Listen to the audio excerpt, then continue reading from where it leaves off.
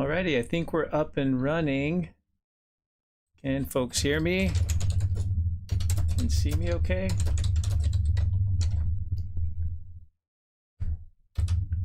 Hopefully. Let's see here. We have an eruption that just began within the last few minutes. So I am just catching up on things here, friends. So appreciate your patience. Get more information from her.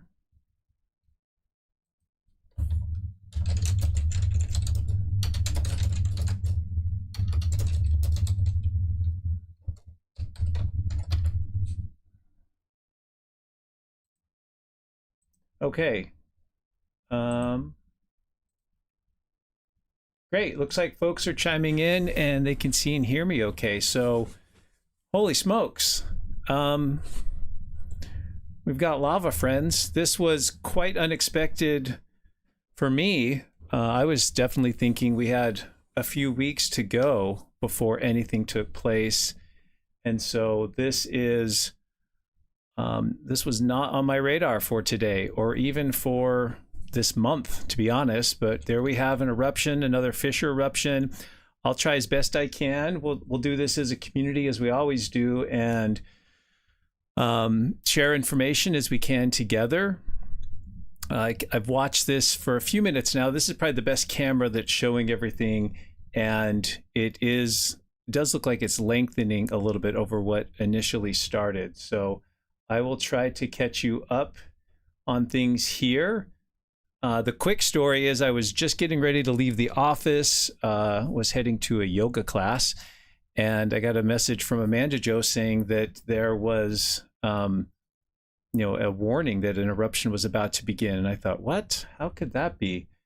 And yeah, lo and behold, by the time I sat back down and started going back and forth with her, that's exactly what was happening. So let me see if I can catch up with things a little bit here. She says about 11:14 p.m. and she's got the location not quite east of Silingarfelt, but further north towards like Stora Stogfelt. So it sounds like it's pretty close to maybe where the last eruption started, August 22nd, but I'm sure we'll get some good information from folks as we go here. So thanks for all of you for joining. And I'm just going to try to catch up on things. You guys can let me know what's going on as best you can. If I need to know something, because the live chat's going to be going too quick, I imagine, that's where letting Amanda Jo know, and she can directly message me. She's actually dialed in right now to, I guess they have some news folks and Icelandic news folks on the scene, and they're making a report right now. So she's seeing what that's all about first. So, I can show you real quickly. I want to make sure we get plenty of coverage on the eruption. And I don't know if the Vafri site if this is underreported because they were going offline soon, but when Amanda Jo said, it was going to erupt, I looked at the earthquake data and I thought that's just not quite enough, at least what I would have thought. Like I didn't think it looked like a sufficient amount of seismic activity that you'd expect going into an eruption. But I don't know if that's erroneous seismic data or maybe this one came without much seismicity at all. I'll try to get that figured out as we go. Yeah, Chips, I did not have it on my volcano bingo card either. I was definitely looking into December as the most likely time, but there you go. Volcanoes surprise us. That's why prediction science is something that eludes us. The best we can do is make forecasts. And we did enter sort of the zone where an eruption was possible a few weeks ago, but I think most people would have said a more likely eruption date would have been several weeks from now. So there you go. Maybe someone got it right. One success does not make you an expert per se, but definitely I had no idea, but I thought it would probably take a little while. Let's see. So there's some civil defense information that Amanda Jo is sending me. She's also saying, and thank you, Amanda Jo. She's really the star of this show, friends. You're seeing and hearing me, but all the big work is happening thanks to her. She's the one who alerted me of everything, and she's the one sending me all this message to you right now. Grindavik was evacuated. There's no danger there. Flights are all normal, so there's no danger to the airport right now. We're just in the beginning stages of this fissure eruption, and now it remains to be seen, just how much lava is going to come out of the ground at this point. Will the fissure lengthen? Will that pose any sort of threat to any of the infrastructure nearby? So we'll ride this one out together here. Let's see, civil defense. Let's see, is this, that's from the last one. Maybe they don't have anything out yet. The one I'm looking at here just says August 22nd, so that's the last one. Let's see what else we have. Something from one of the news stations. Try to share with you what I can, friends. Thanks for being patient. Yeah, so from RUV, one of the Iceland news stations, an eruption began this evening. The intensity of the tremors started about 11:30, and they've got the Coast Guard up in their helicopter, just trying to assess everything from the air. Obviously, it's dark there, so that's the best way to kind of see the size and extent of everything right now. There wasn't a lot of people in Grindavik, but they did get those folks out. And yeah, everything, we're still sort of in the early stages. There was an intense wave of earthquakes that started about an hour ago.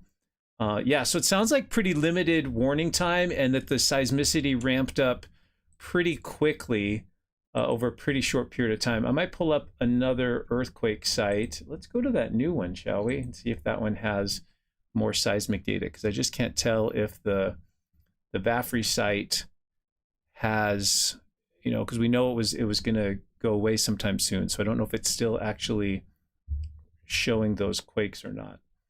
Let's see if I can find a good site here. I'll bring it over to you and show you. Yeah, the fire in Iceland site doesn't really show a whole lot either. You can see here, let's get this oriented correctly. Yeah, that's a 24-hour period. So we're not seeing any there. So I don't know if these quakes are coming in, if they were so new, or again, maybe we're just not seeing a lot of seismicity associated with this quake or with this eruption. And let's see. Yeah, thanks for joining us, friends. Hopefully everyone's doing well. Some of you are probably up quite late. And let's see, information from Amanda Jo. No, the Vafri site's still up, she said. I think it was just based on this, I would assume then it was just a low seismicity event that the magma was able to reoccupy those conduits quite quickly and easily. But we'll have to, we're still quite early. We'll have to see how this evolves going forward. Let's see, we have a map. Oh, goody. I love maps. Maps are good. Maps are fun. Let's see. Okay, so here's a preliminary map that shows approximately where everything took place. Is that true? Why is this saying 18th of December? Oh, this is old. This is an old news thing here. So we'll have to find something else. Hopefully we'll get a map up and going. Oh boy, I lost the news feed there. So yeah, and I'm not sure, there might be some other cameras if you can see it on other webcams that are helpful, maybe let us know. Yeah, not sure why we're not getting the full picture here on these. Camera 36B.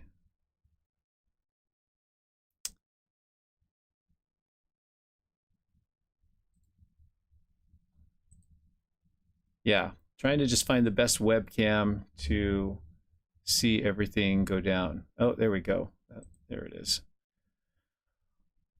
Yeah, Amanda Joe, big accolades to you. Let's see what else. These live streams are fun, but they're very hectic. Okay, we've got a Met Office update, perhaps, or some information. And it's in Icelandic, so we'll get it translated. Okay, so I'll just read this to you guys while you watch the eruption. Eruption started between Stora Stogfeld and Siringarfeld at 11:14. Oh, that's all they have so far. The news will be updated, and then it goes right into yesterday's update. I thought there was going to be a little bit more there. Yeah, I think we're just catching this thing, just right on the cusp of everything happening. And Amanda Joe's just she works fast with the computer, so I'm sure her fingers are flying. She's just finding stuff and just spitting it out to me as quickly as she can find it. So I'll check the live chat too. We do have moderators in there. Lisa, thank you for joining us. Susan and Amanda Joe. So we have our dream team in there that's handling the live chat. I'll try to spend a little bit more time looking at that because I don't have a whole lot to share with you until I get more information, and that's kind of where we're all at right now. Yeah, someone says that Bafry is only showing a few quakes, no real swarm. Was there anything to show it would erupt and everyone got evacuated? Yeah, I didn't, I didn't update yesterday, and I don't even think I checked anything today because it was pretty quiet yesterday. So again, the timing of this is interesting because the update I did yesterday, the sort of the theme was that the uplift data had seemed to slowed a little bit, and there was different ideas. Could it be like the signal coming from the satellites in space? Could it be true quieting of the influx of magma, which I didn't think was really the case, but there was we had to entertain all the possibilities. And so for it to erupt literally the next day is quite a surprising, I suppose. Very surprising, actually. Let's see, what else do you guys have going on in here? Yeah, it does seem to be pretty substantial in volume. I don't have any estimates on the length of that fissure. It looks like, just totally ballpark guessing it, it's probably at least 1 kilometer in length and possibly more than that. We have quite the fact that these flows have gone from the fissure all the way past the hill here on the far left suggests that it's fairly high volume, but that's typical of what we've seen early on. Amanda Joe says now that a helicopter's on the way and it's extending to the northeast. And so that's something to be concerned about because that's what we saw last time with the August 22nd eruption. And we know if it extends sort of beyond that furthest limit of the August eruption, there's a potential, given how much volume of lava may erupt, that you could extend, those lava flows could extend all the way to the coastal highway there. But again, that's quite speculative and kind of a long ways away. But it doesn't look like it's, just looking at the webcam here, it has lengthened away from our view. And let's maybe try going back a bit here. Well, that's too far. And see if we can see any differences. Yeah, so there it was about 20 minutes ago. You can see how confined that fissure is. And if I got this right, the right side here, the south end, I'm assuming we're looking kind of northeast, will not lengthen much, but this will take off further on the left side of the camera. So there we are a little bit further, about 8 minutes ago. I guess they're zoomed out now, so it's a little hard to tell exactly, but that's the sense I get. And again, we won't know for sure until they get the helicopter up in the air. But same location, same structural trend, this fissure region where we've seen these last eruptions. There was speculation among various people that it might change location, that it could end up in Grindavik. I didn't think that would happen. I thought, that it's established a pathway and it's more likely to be in that zone there. Let's see, what else do we have here? Helicopter on the way. She sent me something else. Let's see. Yeah, the eruption. Yeah, so the Met office is obviously quite busy handling this as well. The news folks are out there, and everyone's just trying to get as much information as they can. Signs of changes in the boreholes. Yeah, the pressure changes in the boreholes. That's been proven to be a pretty good indicator that the magma is on its way up to the surface. And so it's likely they detected some of that. And maybe, obviously, based on what we've seen so far, they just didn't see a whole lot of seismicity accompanying that. So the seismicity, ground deformation, you're not going to see anything drastic right before the eruption. But the changes in the borehole pressure has proven to be a pretty good indicator that the eruption is imminent and within, minutes to an hour or two. Yeah, extending to the northeast. Yeah, you guys, you're probably better off just muting me and watching Amanda Joe in the live chat, because she's on the cusp of the information. So yeah, Rusty, it does look like a considerable amount of lava. I can't say just looking at it that it looks, again, just optically, does it look particularly larger than any of the previous eruptions? I'm not willing to go that far. If someone had some measurements and that was the case, then I would be totally fine with that. It looks very similar to what we've seen in the past. It's a similar pattern, but just interesting timing. Wow, I'm pretty flummoxed on how quickly this thing. And if you look at the GPS, we had just kind of got to the high point on the past eruption, when with all the previous eruptions, usually you need uplift above and beyond that previous trigger elevation to actually have the next eruption. And we weren't quite there yet. So it does come a bit early based on what I would have thought, but this is why we learn, right? This is why the earth teaches us, and we all just sit there and hopefully learn as we can. I'll try to catch up on some of the questions there, but maybe most of the questions you folks are answering collectively. So, and maybe Susan or someone can catch questions, because Amanda Jo, I'm sure, is probably trying to do 30 things at once. Carlo Tech, do you think that the leveling off of the uplift data indicated the ground was no longer elastic at that point and the system pressurized to an eruption? Possibly. That's a really good line of thinking there. I doubted it, because I thought we were going to have to see more uplift beyond the August 22nd high elevation of inflation in order to have the next eruption. And with the bad weather and the other possibilities, there was more, there was a meteor shower and other things going on in space that might have been inhibiting our ability to detect the GPS accurately. I thought maybe that could be part of it, but now that we have an eruption, it seems like that's maybe more likely than not. So yeah, very good thought there. Ivana, good to see you in here. Yeah, there's no such thing as there's all sorts of variables in the crust. Every time we get an eruption, we're completely changing, maybe not completely, but we're largely changing the permeability architecture, the pathways that exist for this magma to go through. Maybe they're getting sealed up after one eruption. Maybe we're opening new pathways. The repeated heating of the crust and the elasticity or ductility of the crust changes with each eruption. And so while we're trying to learn as best we can, nature keeps kind of reshuffling the deck and changing a lot of the variables with each one of these eruptions. So yeah, very good point there. We've got some very smart people in the live chat. So I by no means am the expert here. I'm just sort of I feel like the game show host mostly.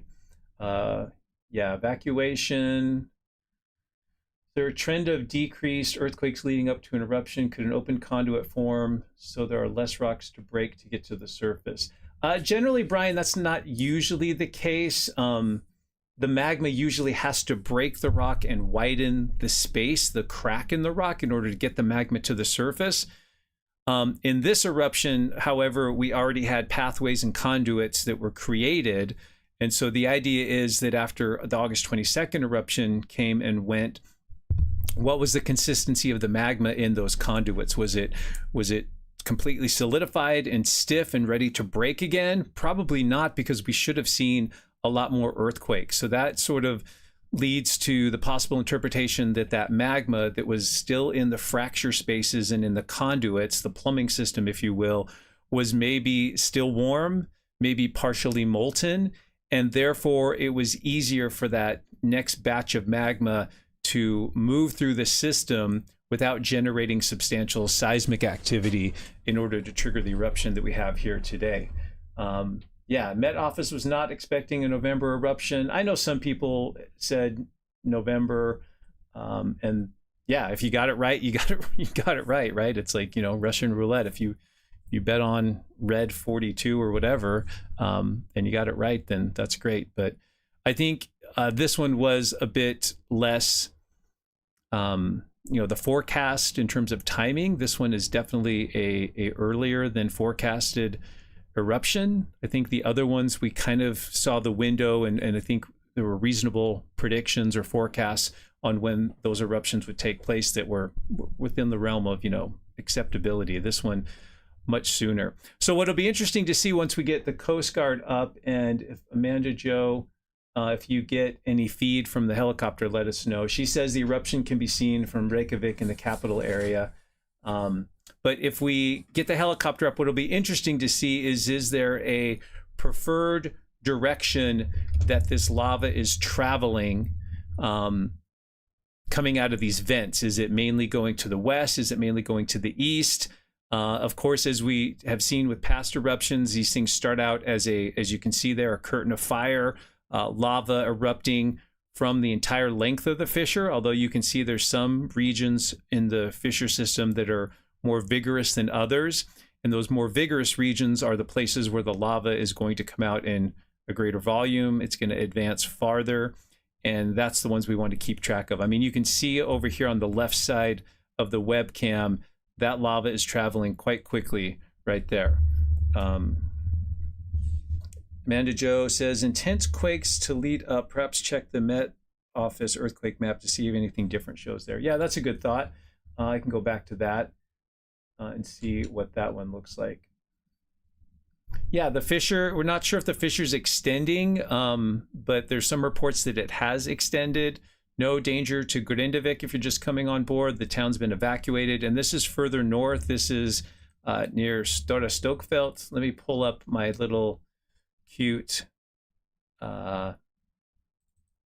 Iceland map that might help a little bit, because I know some people are jumping on, and so it's probably a good idea for me to add updates every now and then. So if you're just jumping on, the eruption seems to have taken place. Let me pull up so this is what we had last time, and we're probably not far south as this. We're sort of in this zone right here. So from about Stora Stokfelt further to the northeast, it remains to be seen if the fissure that's erupting now extends beyond the furthest northern limits of the August eruption. So that's kind of what we know right now, and they're getting the helicopter up soon so we can see how things are looking. Someone's saying it's extended a little bit southwards, possibly. Do I think Yellowstone's going to erupt anytime soon? Absolutely not. I am very confident Yellowstone will not erupt in any of our lifetimes. The magma there has mostly solidified. Yeah, we can talk about that another time. Earthquakes off to the west, the same time as this occurring. I think I did see, and I'll see if I can find it real quick. There was some offshore quakes, if I remember correctly. But remember that these plate boundaries are segmented, so I don't think there's anything to those quakes. I think those are mainly, most likely, yeah, the Met Office quake thing. Here, I'll show you guys this real quick. I mean, that cluster there's got to be it, and that's not that many earthquakes, right? So if we look at the Reykjanes Peninsula, zoom in a little bit there, I mean, there's quakes there, but look at the earthquakes. That's crazy. So for this eruption to begin with quite literally maybe 5 or 6 quakes, however many that is, maybe a dozen at the most, quakes is pretty incredible. And low magnitude too. There looks like there was one magnitude 1 and everything was smaller. So very interesting. Again, not something to be expected. I don't know what the weather's like right now and if maybe some of these quakes detection was inhibited by weather. So that would be interesting as well to see that.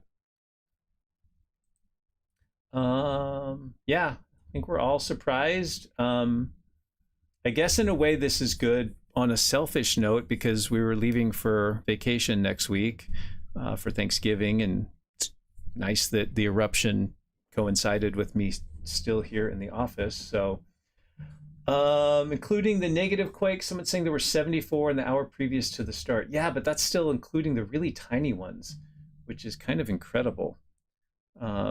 Yeah, they're not sure how big the eruption is just yet, Amanda says.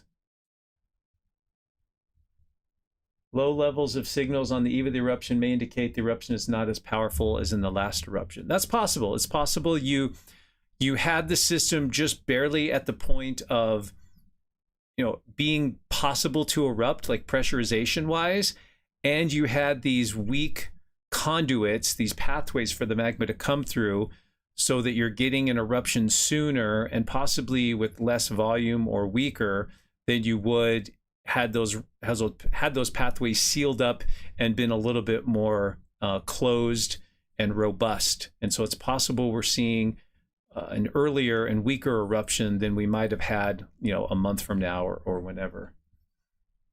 Not a lot of deformation associated with this. That's a quote Amanda Joe got from someone. Lava does not flow toward Grindavik. Good news. Yeah, crazy stuff. I probably should tell my wife that I'm stuck here, right? Not stuck, I'm just monitoring the eruption. I'm enjoying this, of course, but let her know I'm tied up for a bit.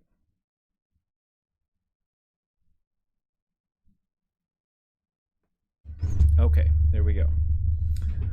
In the clear.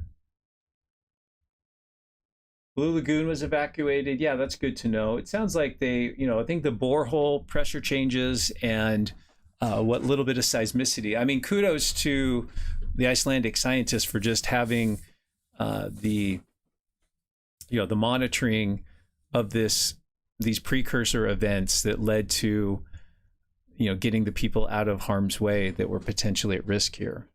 It would have been easy to be complacent, thinking, this thing's not going to erupt for, a couple weeks, whatever. But being very vigilant was very, very helpful in this case. Let's see, where am I trying to get to now? Yeah, yoga is canceled for the eruption. Well, probably not for the other participants who have no idea that a volcano erupted and maybe don't care, which is sad. Let's see, anything else I got here from Amanda Joe? I think it can take from a half an hour to 6 hours for the eruption to reach its peak, still growing. Yeah, so we're still in the early stages here, team, and we'll just kind of monitor this together.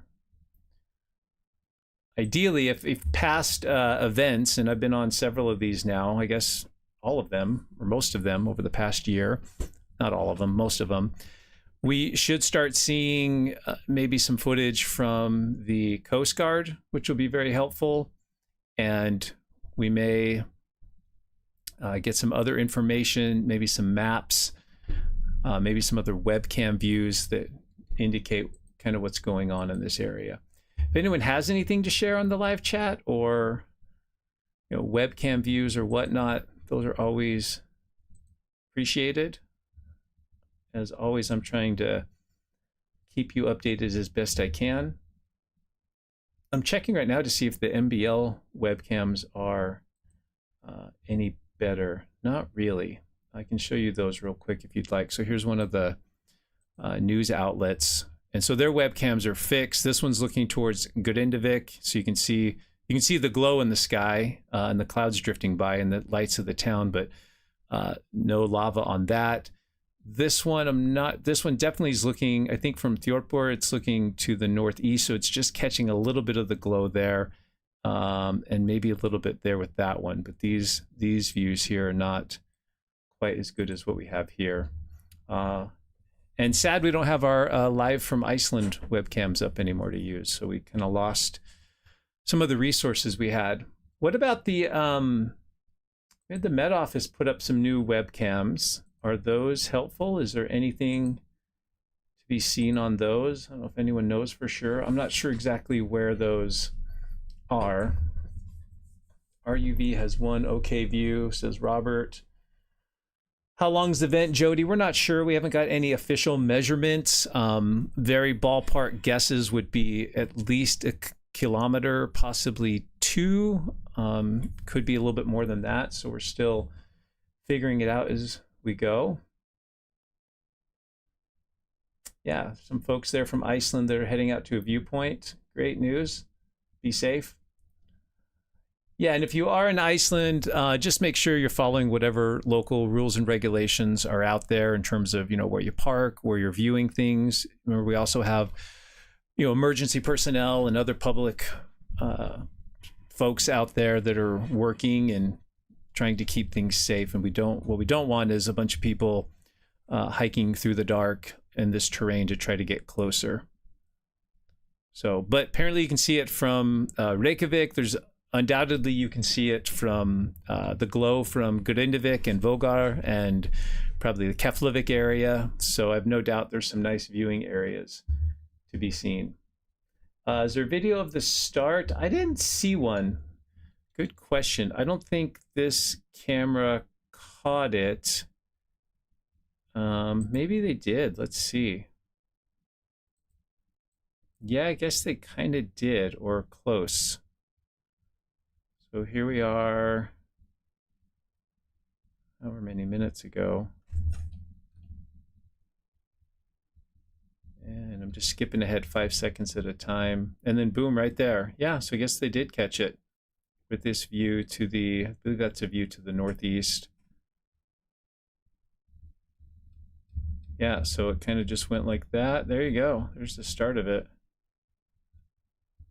And then we should see it lengthen as we kind of go. Yeah, and then they kind of switched the view a little bit, the camera. So yeah, there was at least one camera that caught the initiation of the, about 45 minutes ago, someone says. There you go.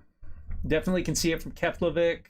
Cousin sent pictures from there. Great. Thanks for helping with the information, folks.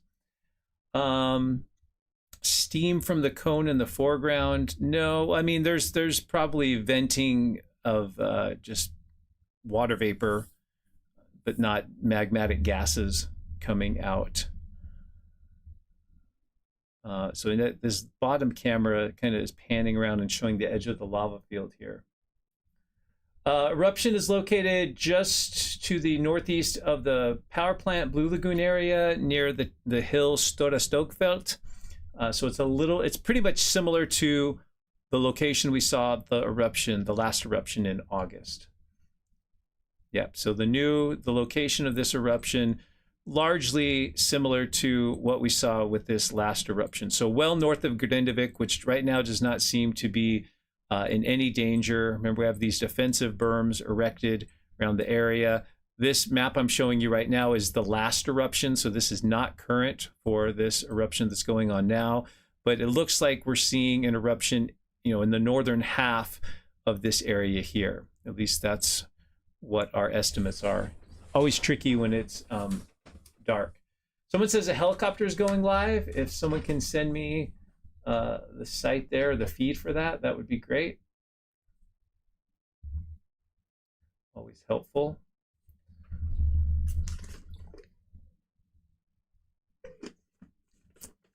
Yeah, I was just getting ready to go home and, go to yoga and then go home, but we're going to be snuggled in here for a bit now, I suppose. Yeah, right now the threat from the flow is unknown, minimal. There's nothing imminently being threatened from these flows as far as we know, but that will depend largely on how long this eruption lasts and if the fissure lengthens to the northeast. That will dictate a lot of what might take place moving forward. Let's see, anything else? No risk to Grindavik. It's well south of this area. They did evacuate Grindavik and the Blue Lagoon area. There was some precursor signals that an eruption was likely with the borehole pressure changes around the power plant, and apparently a small round of, few and weak earthquakes, but just enough of an uptick, probably combined with the borehole changes, that led to the notification that the eruption was likely to begin. Kylie, happy birthday. Happy lava for your birthday. Hello from Spain. Great. It's great that we have so many folks here. Yeah, the live from Iceland cameras and the earthquake feed. The earthquake feed's still up, but probably going away soon. The live from Iceland cameras went away. Basically, the operator that it was just too much for them, and so they were trying to get the Met Office or someone else to take over, and that's the last I heard of it. So, yeah, on a scale of 1 to 10, how surprised am I? 10 being completely surprised, 1 being not surprised. I'd say 7.5. Like, quite surprised, I'd say. Just the timing. Location, right on point. Location, I am not surprised at all. This is exactly where I thought it would erupt. Timing feels like this is at least 2 to 3 weeks earlier than I would have guessed, but it's all fun. How cold is it in Idaho right now? It's supposed to actually warm up. We had some snow. It's supposed to get into the mid 50s Fahrenheit here. We have this atmospheric river coming in off the Pacific, so we're supposed to get a lot of snow in the mountains, but rain in the valleys. Yeah, good stuff, folks. Lots of folks jumping on. Great to have you here as part of our team. Thanks again. We have Susan and Lisa and Amanda Jo manning the live chat. Amanda Jo's a 3-ring circus right now, at least 3, maybe more, as she's also trying to convey some of the local information that she has there in Iceland. And we're kind of, like limited webcams right now. And so where this flow is headed off to the left of this large image here, I'm assuming the hill that I can just see here is Stora Stokfelt, although I don't know that for sure. So where that lava is going would be interesting. So presumably it's coming out somewhere in here, wrapping around this hill. Quite possibly, a good chance it will extend over to this Road 43, the north-south road from Grindavik to the main highway up here. And then, of course, the main, we have 2 pieces of infrastructure that are possibly going to be threatened here, and that would be Blue Lagoon Power Plant, but we have those defensive berms, so that should help quite a bit. And then the roads themselves, and most particularly if we do get this fissure lengthening to the northeast, and or we have really large volumes of lava from this eruption, which we don't know for sure, we could see lava going out to the road here. But we're hours and hours away from, and maybe even more, maybe a day or 2 away from that even being a possibility. This is quite a bit of real estate right here, a lot of fairly flat ground, lots of little tiny nooks and crannies, lots of space for this lava to fill. Remember that the lava doesn't just go out laterally, it can also inflate vertically, so you can accommodate some of that lava volume, not just in area and space, but vertically. As the lavas move out further from the vent, they're going to slow down, they're going to get thicker, and they oftentimes have the propensity to actually inflate. And so you can get these lava flows filling in various topography, but also occupying more space in the vertical dimension.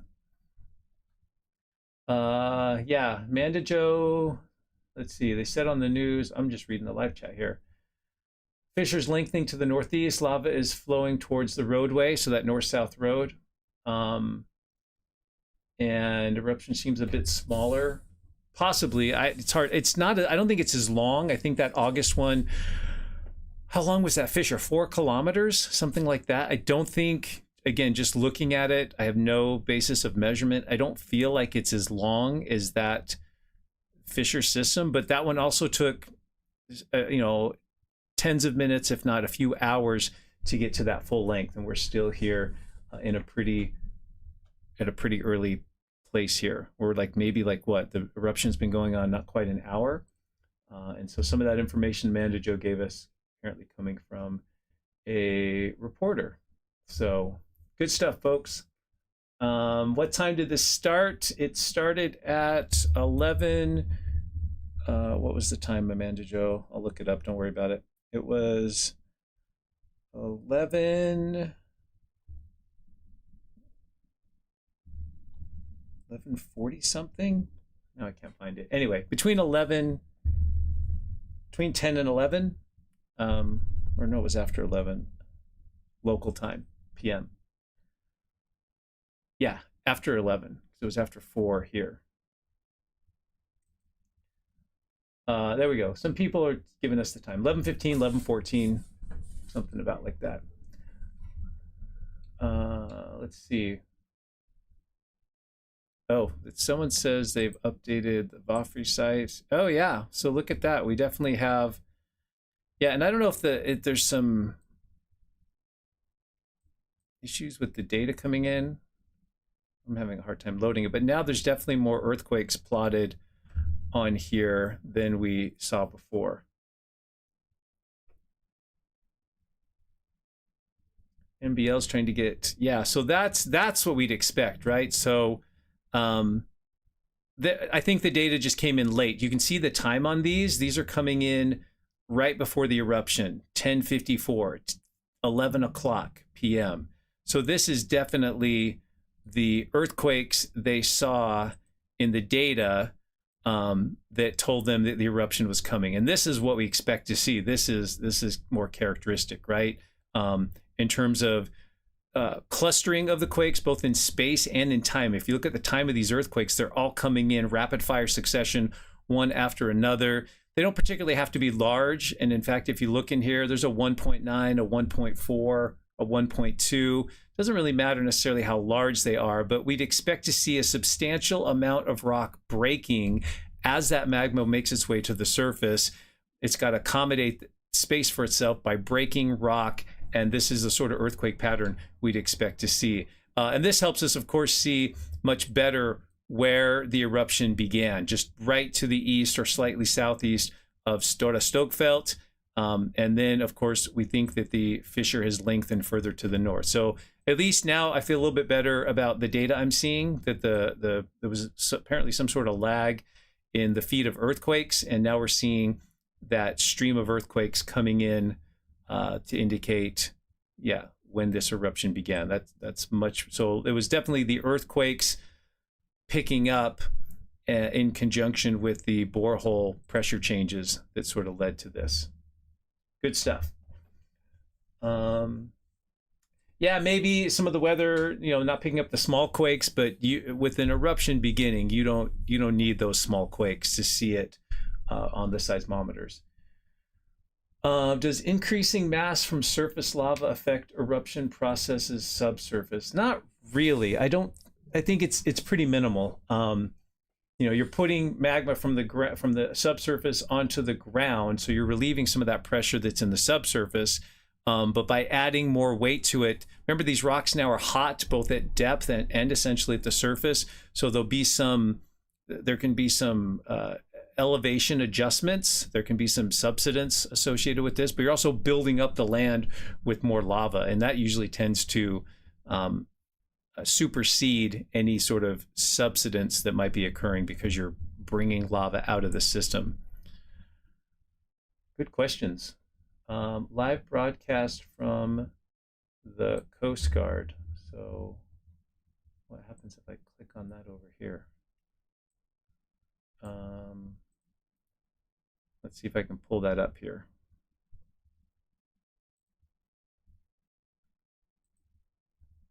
I'm trying to get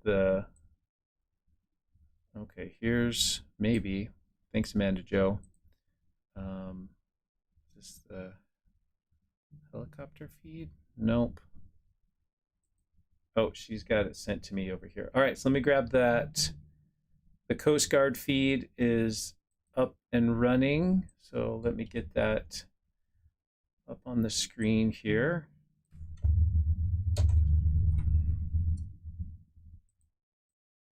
Okay, here we go.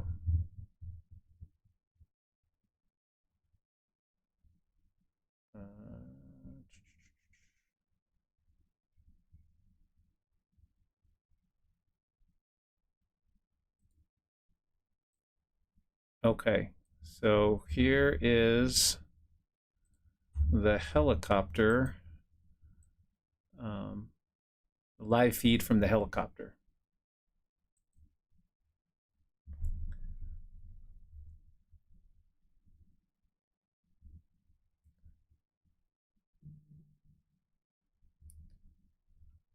Not much to see there so far, but maybe we'll get something in a minute.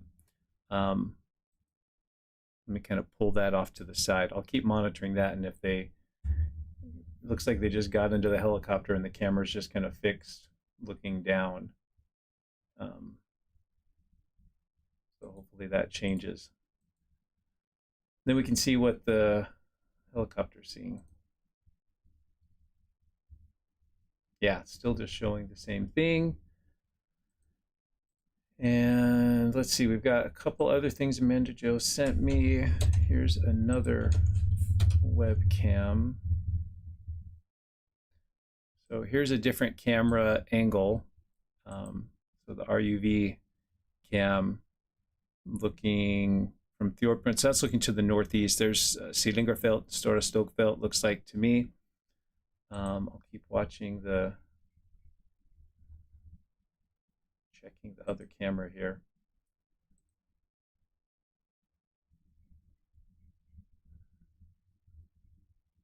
Need to close out some of these tabs. I got a little too much going on here. Yeah, we don't need that. There's that view. That might be the best view right now. And let's see, I'll go back to that Coast Guard stream here. Let's see if that's up and running or not.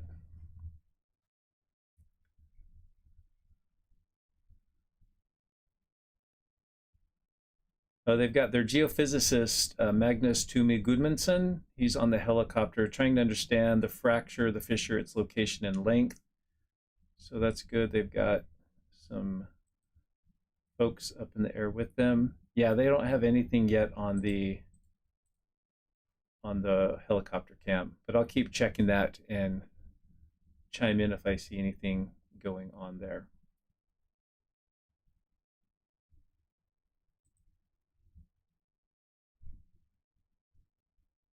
Yeah, I don't know if they're flying out to the site or back, but it's just kind of dark. You can just barely see I can show you, barely see like the seat belt inside the helicopter.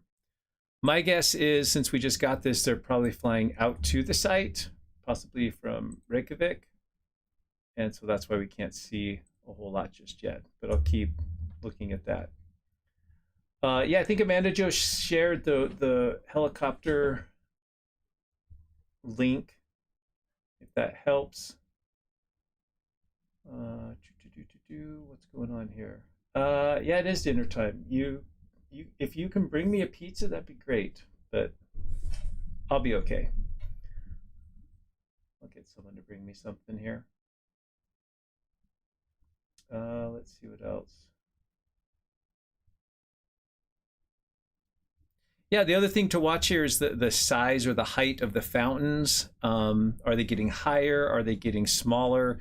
Nice thing with these webcams, if you're not aware, is you can go down to the little scroll bar and kind of go back or forwards in time, and that can kind of help you compare, recent footage versus past footage a little bit. Yeah, this all happened pretty quick. And I don't think anything's happening. I'm still looking for the helicopter cam footage. They are moving. Okay, here we go. Okay, here we go. Here you go, friends. And we'll make that bigger. So now we're getting a better view of, from the helicopter, of the extent of the flow field coming out of the fissure. I think they're coming in from the west, but I'm not sure. I think they're looking to the east there with north to the left. Maybe someone can verify. You can see a little bit of a break in slope there. There's a little escarpment that the lava's flowing over right here. So you're getting a little kind of mini cascade of lava right there. There's a hill right here. That's why we have this lava wrapping around. This is probably Stora Stokfelt, possibly. And so the lava's wrapping around this embayment. Looks like a bay right there, but there's actually a hill. A little better view there from the camera. Great footage here. And I've said it before, but I'll say it again. That's a lot of lava. A lot of lava. Yeah, you can see that escarpment there a little bit better. Comes out very hot, it's very fluid, so it's going to run quite easily across the landscape. These very thin sheet-like pohoihoi flows. You can see the individual lobes here, so they're just filling in the topography. Hard to tell where the road is from here. And it looks like it looks like the gases are drifting off to the southeast, if I'm looking in the right direction. Some locals can correct me there, but if the winds are out of the northwest, then that would make sense. And we can't see the extent of the flow field to the east there because it's obscured by the gases. But this is the side we definitely want to pay most attention to because the infrastructure lies mainly to the west and to the north of this fissure. Based on that scale, I would say, I guess we can see the full extent of it there. I would say 2 kilometers and maybe up to 3. But just a total guess there. Someone could probably do some quick measurements and you could use the width of, or the Stora Stokfelt sort of base length and do some little comparisons there if you wanted to. Good view there of some of the fountaining from the fissures. You can see at the northeast end, the fissures are much smaller, but this would be the place to look at and see if the activity gets more vigorous at this northeast end and if it starts to lengthen there as well. Yeah, wind from the north-northwest, so we definitely are looking at this from the west across the fissure to the east. There's a little offset section of the fissures. It's not one continuous crack, but it also often comes up in these little staggered offsetting sections. So you can see this one die out and then this one pick up. It's hard for me to track it because obviously the helicopter is moving. And I'm trying to, there's another little offset section right there.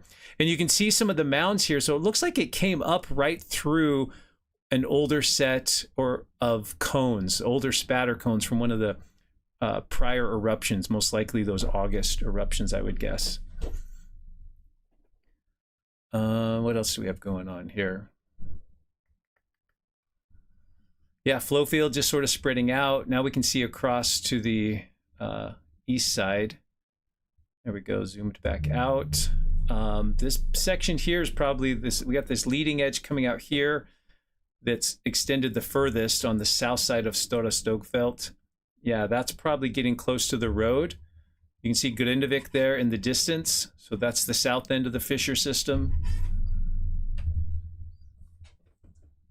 A couple of offset and echelon segments in the fissure system.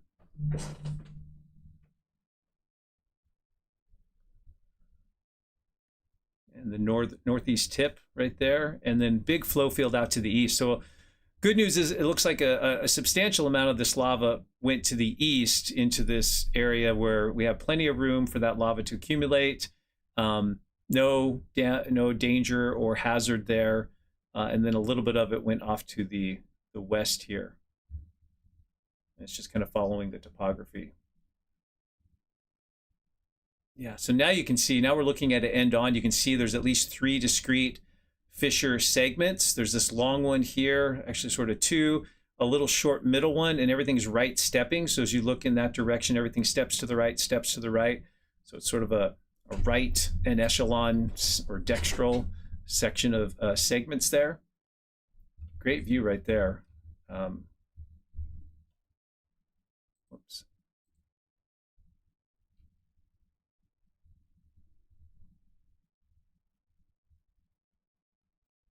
Yeah, camera's a little fuzzy here. we go. Now they're kind of coming around to the east side. Now we can see a bit more of the full extent of the flow field. Again, the northeast tip of the system.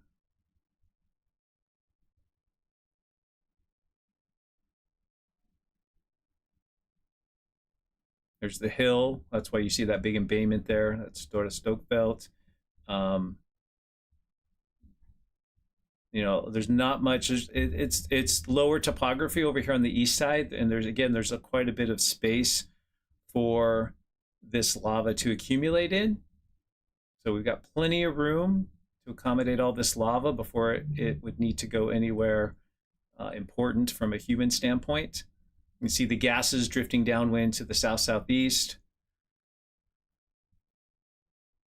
I'm imagining they won't go all the way around. They're probably going to fly over to this side and then come back around because they don't want to fly through those gases, but I'm no helicopter pilot. Now we can see some of the lights towards Keflavik area to the west. You can see some of those popping up here in the view. Let me get my big fat face out of the way. You don't need to see that. Yeah, and then there's the leading edge of it there to the southeast. The gases here. I'm assuming they do these flights, although I don't know. Would they do these flights with open doors, or would they be, probably not, it's too cold, I guess. We'll probably have like the windows closed.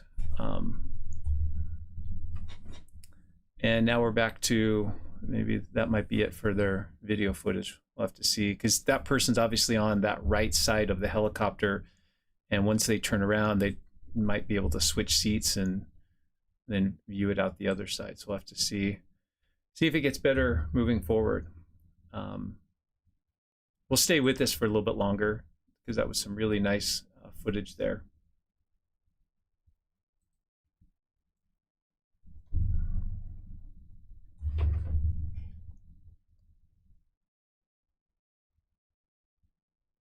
Yeah, maybe I'll keep an eye on this off to the side, and maybe we can go back to the other view. Yeah, I'll keep an eye on this and let you know if that Coast Guard helicopter overflight, if that pops back up again.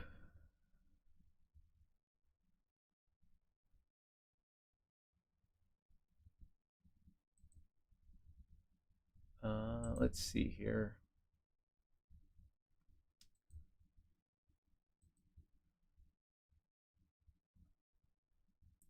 Need to consolidate some of my views here. Let's see. Let's pull this one over here. Let's pull this one over here too. Yeah, so there's the helicopter. Again, it's not showing much right now. They may be on their way back, not sure. Yeah, did anyone see anything else there? Was there anything I missed in that kind of quick analysis? Yeah, big flow field. You might want to switch from auto to 1080. Yeah, I was on low res maybe.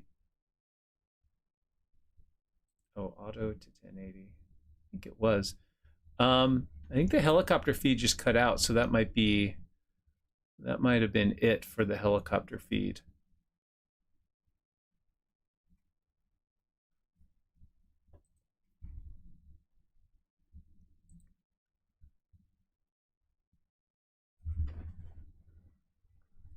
Yeah, so we can still see, let's see, I got to get this live and up to date here. There we go.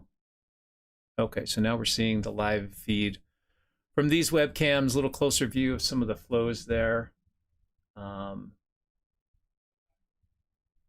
Yeah, good stuff. Oh, the helicopter's heading back. Yeah, so I think that was it for the helicopter overflight. And can you pull up the wind direction weather map? Yeah, I think someone verified that the weather was coming out of the northwest. So I think I was correct with my directions there when I was kind of orienting where we were and what we were looking at. They're showing a lava extent map. Let's see. Let's check. Let's check a couple other sites here. Let's see what we can embed. Let's refresh this one. So do they have anything new? Okay, so here's some new information, friends. We've got from the Met Office. So the eruption began around 11:14. First signs of magma movement were seen on the gauges around 10:30, so about 45 minutes before the eruption. And the length of the fissure is estimated at 2.5 kilometers. And its southern end is at Selingarfelt. So essentially, we have a fissure that runs, so it's a little further south than I thought. But we have a fissure that runs from about here-ish. Oh boy, I got to switch over to kilometers. 2.5 kilometers. So yeah, maybe something like that.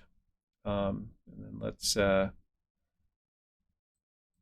can just save it and make that red, but we'll make it much wider so we can see it. Yeah, so maybe something like that red line there would indicate about where we have that there. What else do they have here? Eruption is smaller than the last eruption based on the situation now. Obviously with a shorter fissure length, that would be smaller. And then they got some of those first photos from the webcam. Here's their map of the flow field. So this is good. So that's where they're putting the fissure, which is pretty close to what I had, I think. Let's compare. Yeah, not bad. I've got mine going a little bit past that. I'll reset mine. Yeah, mine's a little bit too far to the north, but basically, again, right on the same old Sunnukur lineament series or fissure, right where we've seen these past eruptions occur. So they've got a map there, which is great. The purple, I'm assuming the purple is, yeah, the prior lava flow field. Let's see what other information they have. Series of small earthquakes started around 10:30, and around 10:37, pressure changes were measured in the boreholes at the power plant, which were a clear sign that magma flow had begun. At 11:14, a fissure opened between Stora Stokfeld and Selingarfelt. The eruption expanded to the northeast. First news about the lava flow indicates the lava stream flows to the west and lies to the south in Stora Stokfeld. No lava can be seen in the direction of Grindavik. Strong northerly winds, which directs gas pollution south towards Grindavik, which is good that they evacuated. Even if they didn't have lava coming there, they don't want to deal with like the gases and such. And then the Coast Guard is taking off. So nice job by the Met Office to just give us a quick little summary of what's going on there. Back to the lava footage. Yeah, it's over 2 kilometers long. What does this eruption sound like? I mean, initially it's going to sound like, at this point, it's going to sound like pulsating kind of jet noises. As this lava is being thrown out of the vent, there's a lot of gas. That's what's causing the lava to be thrown up into the air. And so it's going to make sort of a jet pulsating sound that you'd have to be, I guess, for this type of eruption at this point, for it to hear it distinctly instead of just like a low hum, you probably need to be within a kilometer or two to actually hear it well, depending on what the wind's doing as well. But yeah, sort of a pulsating jet sound is how I would describe it. Mandajo says, Benedict Ofigson from the Met Office says, not as much lava as in the last eruption, and the fissure's over 2 kilometers long. Yeah, Amanda Joe in the live chat saying that the road, Grindavikerveg, that's the road north-south from Grindavik to past the power plant to the north to Vogar. That's the only infrastructure that could be at risk in the next few hours so far. Yeah, winds are out of the north. So that's good news too, that Grindavik's evacuated, even though there may be some gas headed that way. We don't have, from this eruption, if we had a very different weather pattern, if the winds were out of the southeast, we'd be blowing a lot of that gas into the airport, Keflavik, Vogard area. So it's pretty fortuitous. And if it's out of the northwest, then it's really probably not impacting Grindavik to a great degree. It's mostly going into this region over here if it's out of the northwest. So that's all good news as well. Was Fagradalsfjall in 2023 an oatmeal waterfall? Interesting. Um, yeah, you might see, someone asked about the caterpillar. You might see some flashing lights that could be some of the heavy equipment or emergency workers. I don't know. I think they've had time since the last eruption. They've had quite a bit of time to enhance the berms. So I don't think they're trying to like race ahead of the berms, but they probably, if they haven't already, you know how there's the berms have a gap to allow the road go through it. Let me show you where that is real quick here. So at this location right here, there's a gap so that they can let the road go through here, as also there's a gap right here. And so once the eruption begins, they quickly fill that in so the berm is continuous across that area. So I'm sure that's begun, as well as whatever gaps were in the roadway or the berms down here around Grindavik. I'm sure they've done that already. Yeah, thanks for sending the updates and information there, Amanda Jo. Very appreciated. This is definitely a team approach to try to do this together.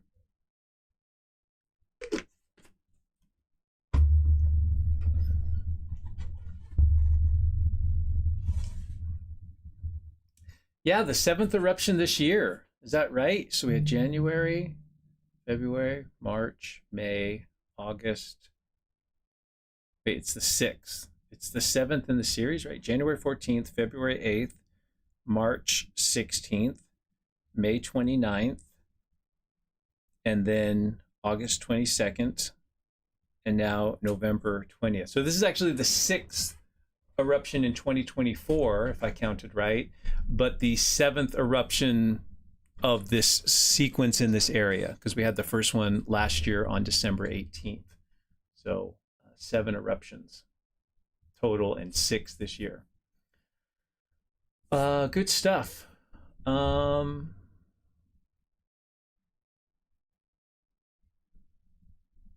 I think we're pretty good on. Well, would you mind explaining change in borehole pressure? Asked Stephanie. Yeah, let me see if I can do that a bit. So around the power plant, they have several boreholes that are for the production of the geothermal energy. So they are pumping hot groundwater out of the ground.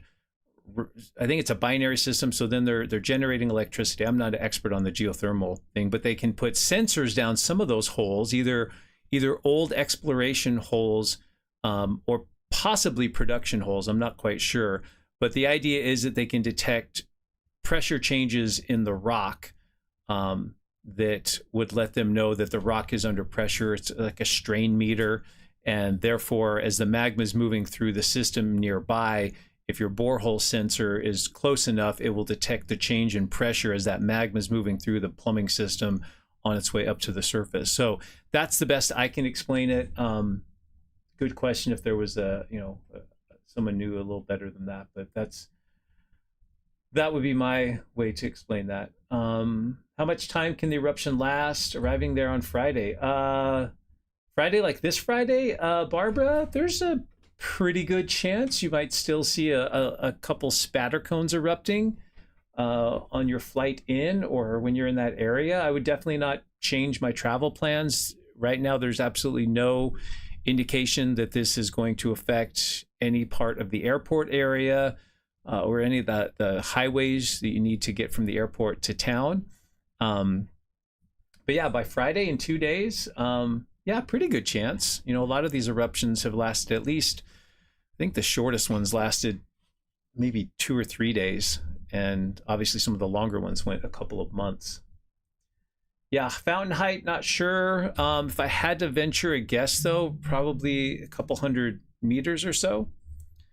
Someone wants me to bring up yesterday's GPS charts and look at the north movement. Okay, all right. Which station? Svartsengi? Any of the stations? Oops, go this way. So here's Svartsengi. North movement is this one here. So just easy trend there, there. We should see, now what we should see on the GPS measurements moving forward with the next data run is we should see the next red dot be lower because we're moving magma from the subsurface to the surface. So there should be a downward trend or deflationary trend in some of these locations. Maybe we'll go to the 4-hour run, although I doubt it's going to show up there because the eruption's not that old. Let's see, Svartsengi here. Yeah, so there's the north component, east-west. Yeah, and it hasn't quite shown up here. So,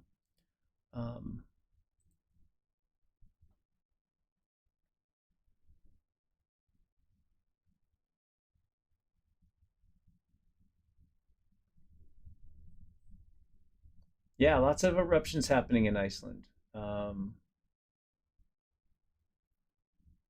Yeah, this is fun to share with folks. I mean, we've definitely come a long way since the eruptions of last year, the first eruption in the series in December, and even all the chaos and drama of November of last year, when there was so much unknown about where the lava would erupt, where it would go, would the berms hold, what would that mean for the people in Grindavik, for the Blue Lagoon, for the power plant, and definitely, you know, now that we're on our 7th one, you know, experience and having been through these is helpful. I think it, for me at least, I feel like it's a calmer sort of setting. The Icelandic folks, of course, have been able to go through these issues over the last year, and so they probably have a better handle on what's going on.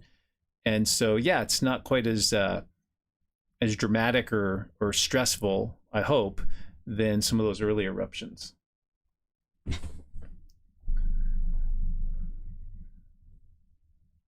Hey, Kenny, 50th birthday on the 29th. Yeah, maybe you'll get some lava still on your birthday. Who knows? Yeah, Blue Lagoon was evacuated. Someone says here about 200 guests. They're now in other hotels. Good news. Yeah, this started and this was began at, what did we say, 11:15 local time in Iceland. So that was about 4:15 here Mountain Time. So the eruption's been going on for about an hour and a half, about 90 minutes. And we've got one webcam that shows it pretty nicely. We also had a Coast Guard overflight. We had good view from above. Remember, the webcam's fixed and can only look in one direction, although I think they can move around a little bit. The helicopter was able to fly around this thing, and we could clearly see the fissures, their lengths. They were offset a little bit. It looks like there was 3 discrete fissure systems, and I'm sure they have methods they can also map those fissures while they're in the air as well, and that helps us put together some of these maps and such. So if you're just catching up with the whole thing, I guess I'll take you first to the map that shows where the eruption began. So here's the Blue Lagoon power plant area. 2 prominent hills, Seilingarfelt, Stora Stokfelt. Grindavik lies off the map to the south, and the red line there is the extent of what we have now for the fissure system, about 2 or so kilometers in length. It did expand to the northeast once the eruption began, but we don't have any evidence right now that it's expanding any further. The eruption seems to be smaller than the prior eruption in August, so that's good news. And at least for me, it came at a bit of a surprise. It came at a time when I think I was looking a little further down the line before any sort of eruption was about to begin.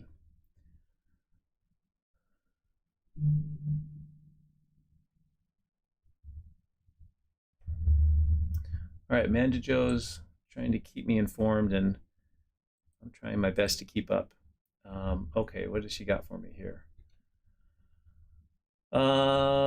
Benedict Ofikson, not as much lava. It seems there's not as much flow. This is a quote from him. It seems there's not as much flow in this eruption as last time. There's less of it. Wind direction is favorable. Scroll up many updates if you haven't covered them already. Okay, there's a lot here. I'm not sure which thing I'm supposed to grab. I think I got the map. We did the Coast Guard overflight. Yeah, I think we're doing well here. What would be helpful, and I think we're just limited on fewer webcams, is knowing where this lava is going. You can see it's moving quite quickly here, and this is the flow that's going off to the west. So the big question is, and it's coming, down this area here, is that lava going to make it as far as the road? Good chance it will if it hasn't already. Will that lava end up, interacting and coming into contact with the berm around the power plant in Blue Lagoon? And right now we just don't have any way of knowing that until we get some sort of webcam or other information that lets us know that that's taking place.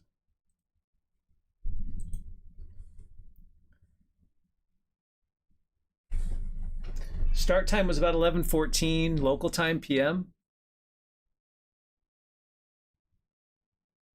Yeah, there's lots of folks here that can fill in the gaps as well as I can. This eruption will not create obsidian, Robert. This is the wrong magma composition. This is basaltic magma.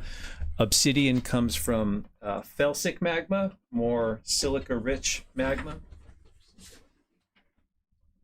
There we go. Something was underneath my desk. Yeah, so this will not produce obsidian. It's the wrong chemistry, wrong type of lava for that. Oh, so that's interesting. Now we can see with the view past Stora Stokefelt, so we can see some of the emergency vehicles here. This is going to be closer to the Blue Lagoon power plant area, and we can see that leading edge of the lava moving to the west, and this would be the thing to kind of focus on. I mean, the fissures are fun. It's very aesthetically pleasing, but it looks like they're doing a good job moving the camera over here because this is the area we would want to look at. Amanda Joe says there's more quakes coming in further to the northeast, which could be indicative of the fissure lengthening. There's that cluster. Yeah, there's a couple there, right? Yeah, 1.5. Yeah, I see them. You're right. There's some of these quakes here. What we need to see is just probably a little bit more of them and a more pronounced linear pattern.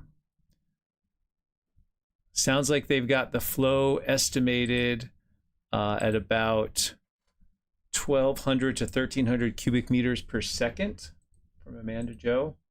Yep, that's in the live chat.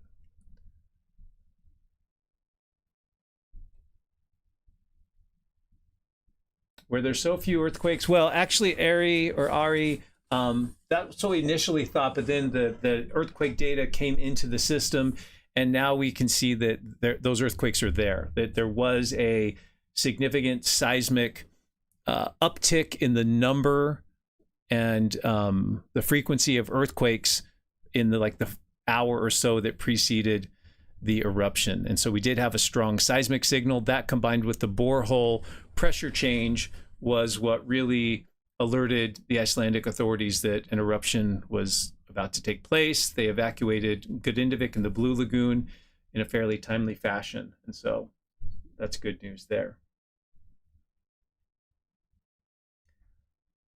Yeah, magma is very fluid. It's moving pretty quickly, all pretty common behaviors at this point. So they've zoomed in quite a ways here, but you'll be able to watch that flow advance. Remember though, as it moves further from the vent, it's cooling and it's running over itself. And those are both two characteristics that are going to slow it down. So it's a balance between how much lava is being fed to that individual channel and all the things that are somewhat conspiring against that flow moving as quickly. If you watch the initial phases of this eruption, the lava was moving quickly away from the fissure system. I mean, it was moving quite rapidly, and now that it's getting further away from the vents, it's moving a little bit more sluggishly, but nonetheless, it's still advancing, and as long as that supply of lava is maintained, it should still advance. And even as I'm watching it here, I can see changes in the front edge of some of those lobes, like this little one right here. And so even from this zoomed out view, we can still see it advancing. Here in this bottom left photo or video, you can see how fluid that lava is close to the vent. So it's moving much more quickly. Let's see, earthquakes. Yeah, so earthquake just, yeah, a few minutes ago, a couple minutes ago, the 1.5. And it looks like now this site is recording the quakes. We put all the quakes in there. Yeah, it doesn't really add much, negative magnitude quakes, but it does define the fissure quite nicely. So you can really look at those earthquakes and that linear trend from just north of Stora Stokfeld to about Selingarfeld. That's more or less the extent of that fissure system there.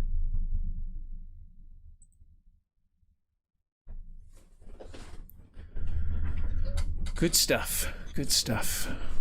Yeah, I'm not sure how long we'll stay with this. Probably a little bit longer. These live streams are not going to be, like an 8-hour, marathon vigil. But I do want to kind of see where some of this goes. And so I'll stick this out for another hour or so. And then tomorrow, we'll see where things are at. I'll probably do it at a minimum. I can do an update first thing in the morning, or a live stream as well, depending on exactly what's going on.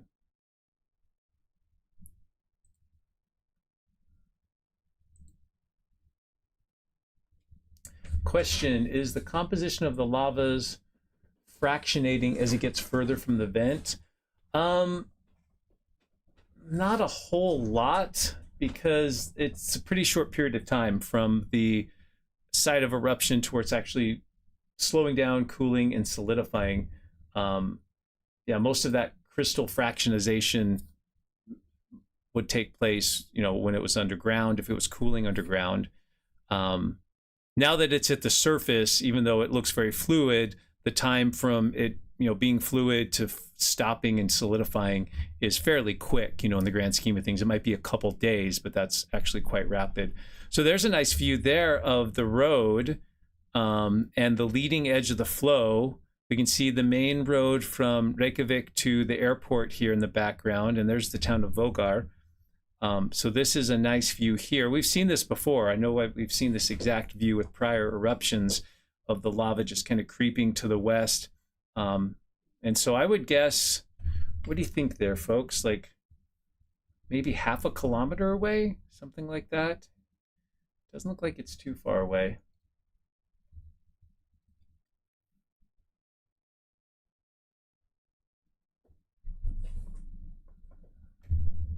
Yeah, some of you are up quite late. Folks coming in late, we had an eruption that began at about 11:14 or 11:15 p.m.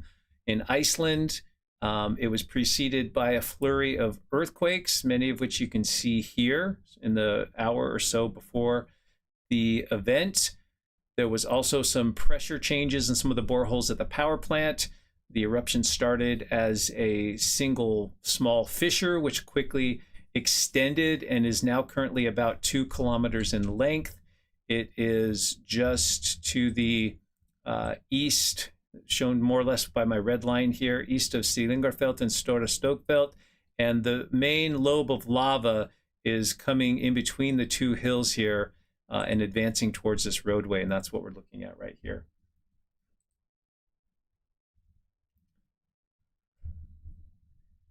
Do I know the size of the fissure, like the width? No, but it's probably quite narrow. It's probably a meter or so in terms of the width of the fissure. They're oftentimes not very wide, which can create that nozzle effect as the magma comes up through that narrow conduit with the gases propelling the lava upwards. That allows it to be quite high in terms of those fire fountains. Those can be, 100 meters or so. Let's see what else is going on. Grindavik. No, that's not Grindavik in the background. That is Vogar. So we're looking to the north there. Grindavik is out of harm's way, well to the south, and it has been evacuated. So right now, the only hazard we have, or risk, I suppose, is this roadway that runs north-south, north out of Grindavik up to the main highway here between the capital and the airport. Looking back at the fissure there, full extent of it, flows, mostly going to the east, maybe a little bit to the south, but again, you can see one of the old spatter cones there, the silhouette of it right there. But it doesn't look like these flows are rapidly moving to the east or to the south. So not too worried about those. I think Grindavik will be just fine based on what we're seeing so far.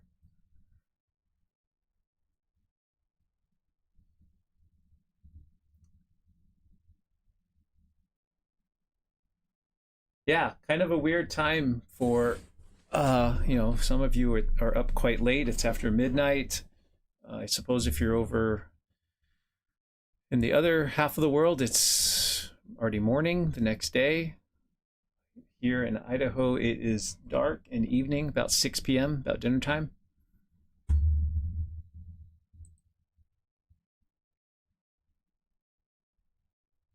Do we know if the Blue Lagoon Hotel any guests staying? Yeah, whatever guests were there were evacuated and are now comfortably in other area hotels in the area. Hold on, I ran over my headset cord.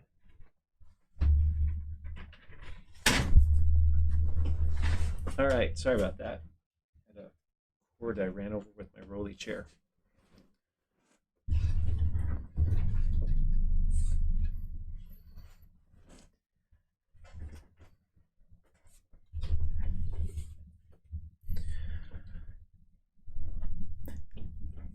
Yeah, so we'll see how this all plays out. I'll probably stay on here for maybe another, 30 minutes or so. We'll see how this goes. Again, I think, when these first ones happened last December, it was new area for eruptions, a lot of unknowns.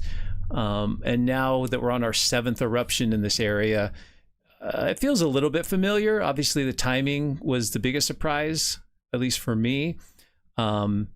If I had to venture a guess, I would say, this eruption maybe goes on for a few days. It dwindles in size based on what we've seen in the past. It eventually concentrates down to 1 or 2 vents that build up some spatter cones like we've seen in the past. And right now it looks like it probably will have some sort of impact on the road, that north-south road out of Grindavik. But I don't think it's going to produce enough lava to encroach upon that main highway from the airport to the capital area. So I think right now, again, we're still early, lots could happen, but it is a smaller eruption than what we saw last time, and it's not as far to the northeast as that eruption was either. So those are some things to consider. So possible infrastructure impact just to that roadway. Maybe some of that lava makes its way to the berm around the power plant and the Blue Lagoon. We'll have to see moving forward. Yeah, we'll just have to see. Chris, new subscriber here. Welcome, Chris. Thanks for being part of our crew. Is the movement of the magnetic North Pole likely to increase the level and number of quakes in Iceland and the North Atlantic Ridge? No, there's no correlation between magnetic migration or magnetic pole magnetism and earthquakes or volcanism, as far as I know. Good stuff. Do you think the seasons of the year play a role in the events? Maybe, right?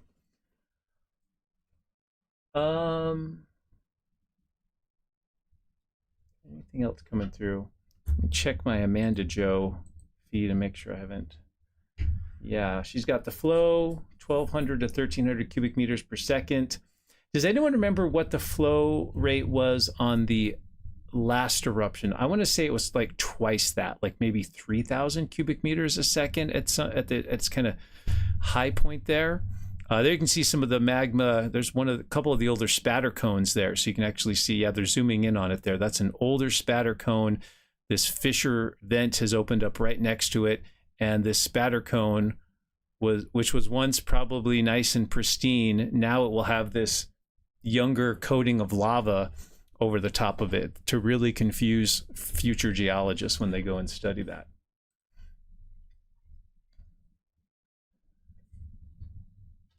Yeah, it's for this to become a shield volcano, what we would need is a much more longer lived eruption. We'd first need to transition from this fissure eruption, which is taking place along this 2 kilometer long linear trend.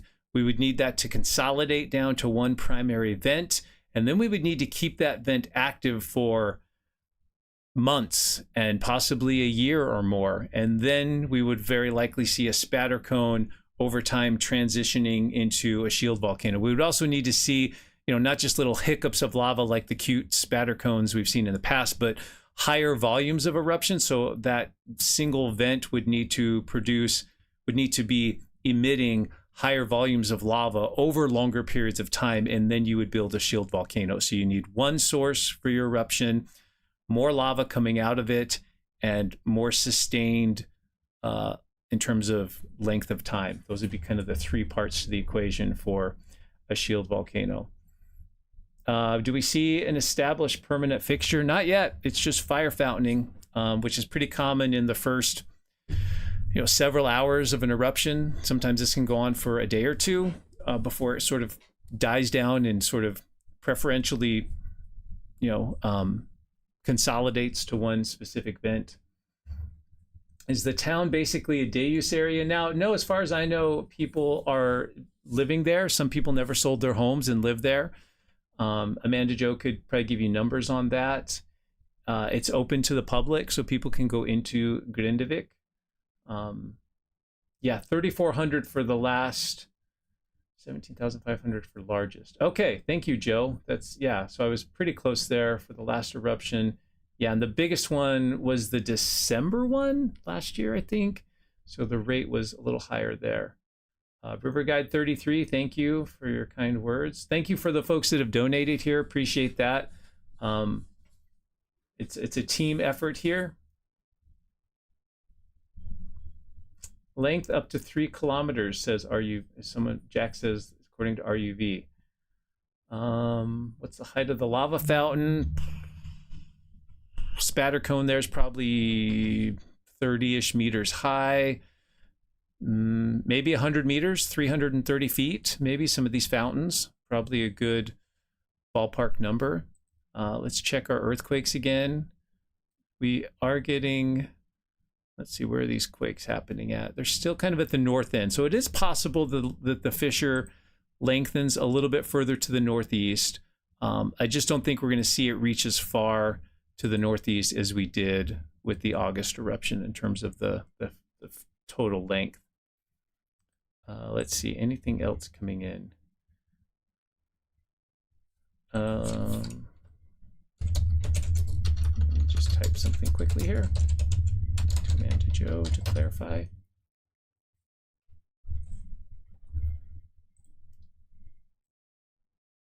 So yeah, our fissure is up to 3 kilometers.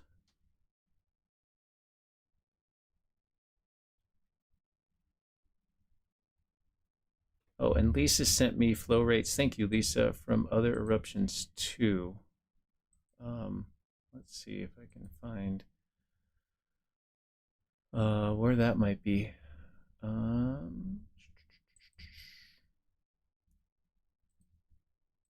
many tabs open.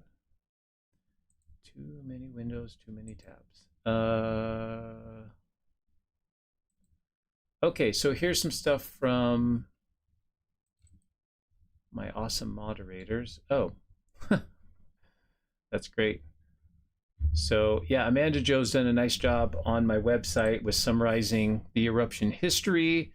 And so if you're interested, she's got lots of good information here. I just got to find it. So the December eruption, initial lava flow was 100 to 300 cubic meters per second. That seems low, but maybe that's right. The January eruption was about the same. May eruption. There's a lot of info in here. 1,500 to 2,000 cubic meters per second in the August eruption. Sorry, I'm kind of scrolling through it. There's a lot of good info here.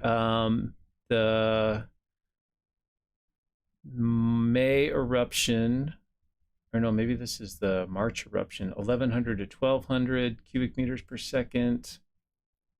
Yeah, anyway, go to my website, willseygeology.com, if you're interested in this, and click on, where did she have it? She has it under Useful Links Iceland, and you should be able to find it there. So thanks for sending that to me, Lisa. Was not able to find that as quickly as I wanted.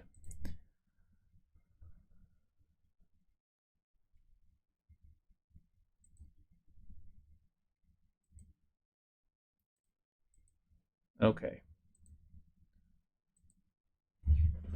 Yeah, let's see. Other questions. How do these fissures eruptions compare to the Laki eruption? Asked Brian. Oh, these are way smaller. I mean, the Laki eruptions probably, I don't know if we have a, probably do. Those went on for certainly weeks and maybe months and involved longer fissures erupting much higher volumes of lava. So these are just piddly little eruptions compared to those huge Laki eruptions.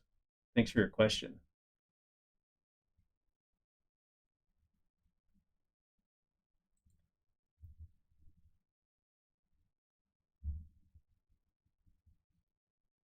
Yeah, so I wish they'd change this view and go back to the, I guess this one kind of shows it here, this bottom left camera showing the leading edge.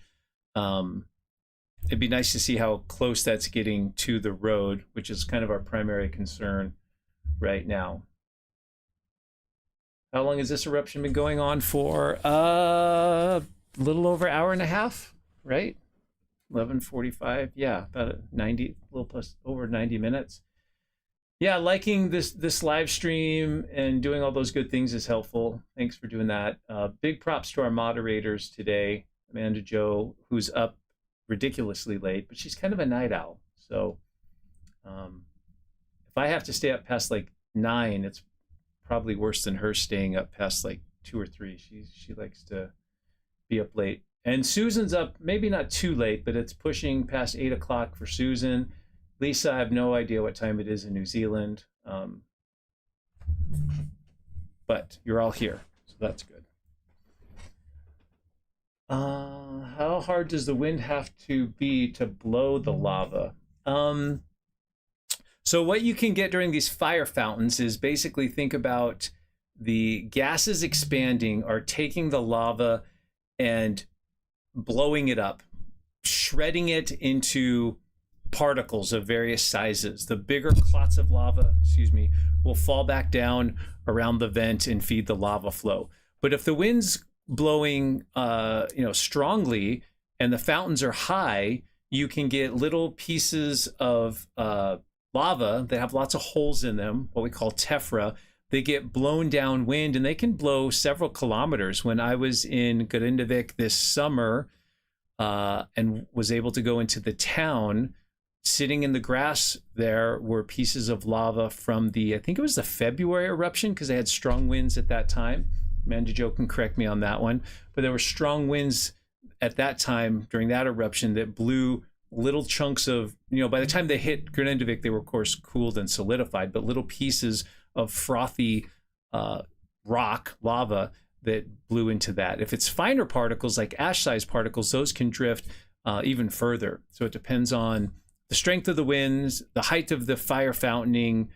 Those are probably the 2 biggest factors there. So good question. In general, what's the temperature of the lava? Asked Wayback. So Fahrenheit, you're looking at like 2,000 degrees Fahrenheit. Celsius, you're looking at like 1,300 degrees Celsius. I think I've got pretty good ballpark numbers there. 2 p.m. for you and Lisa. So that's not bad. 2 a.m. in Norway. Oh boy, you guys are definitely burning the midnight oil there. Sintamani wants to know, can these little fissures turn into a Laki type of fissure eruption? No, this one won't, because we have a pretty good handle on how much magma is in the subsurface, and there is literally not enough magma right now in the subsurface to generate the volume of lava that we saw like in the Laki eruptions, which were historically large. Does wind create Pele's hair? Absolutely. So as the wind's blowing and the fire fountaining is blowing the lava up, little frothy pieces are drifting downstream. The wind can also take little clots of lava that are airborne and stretch them out. They actually erupt kind of stretched out too, because lava is viscous. And so those little fine filaments of hair can be blown downwind, and those are called Pele's hair. If they're a little bit more massive and sort of tear-shaped, they're called Pele's tears. So fun questions. You guys are asking great questions. I don't know what pressure or PSI pushes up the lava. So good stuff.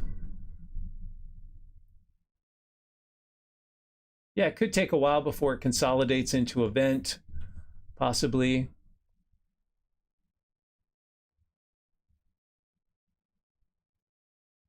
Looking to see if I probably missed several questions. So if your question did not get asked, you can maybe pose it again. I think I've caught the last little few of those.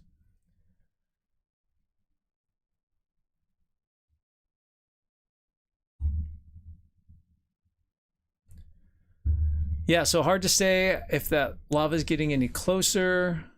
Looking at the earthquake map.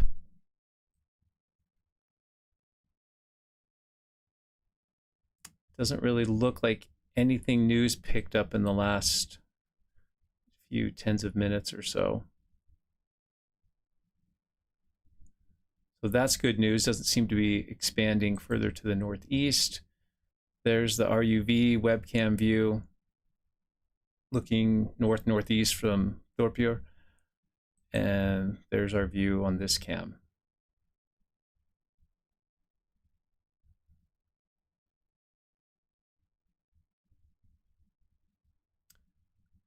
Yeah, and so it'll probably be a couple more hours till we get a update from the Met office. At this point, it's kind of just waiting to see. Yeah, eruption's still expanding toward the north. Are the plates spreading there yet? Lava gluing them back over? No, the plates are still spreading, but it's episodic movement.